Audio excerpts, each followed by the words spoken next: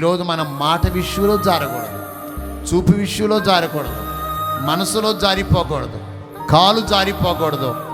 ఎక్కడ మనం జారకుండా ఉందుముగాక. ఇక జారేయడానికి అర్థం ఏంటో చెప్పనా?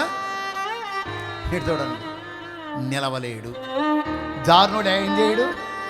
నిలవలేడు. అంటే మందిరంలో నిలబడేక, మందిరంలో నిలబడలేడు. మందిరంలో ఉన్న ముళ్ళ కంప మీద ఉన్నట్టు అనిపిస్తుంది. ప్రార్థనలో ఉన్న కూర్చోలేడు. కారణం ఏంటంటే కాళ్ళు కుంటి అయిపోయినాయి. ఒకప్పుడు గంటల గంటలు సన్నిధిలో గడిపే వ్యక్తివిగా ఇప్పుడు ఒక గంట అయినా దేవుని మందిరంలో గడపగలుగుతున్నావా? వారానికి 7 రోజులు, 7 రోజుల్లో 7 రోజులు లేకపోయినా ఒక్క ఆదివారం ఒక్క గంట అయినా పర్ఫెక్ట్గా దేవుని సన్నిధిలో నిలవగలుగుతున్నావా? కారణం ఏంటి? కాళ్ళు కుంటి అయిపోయినాయి.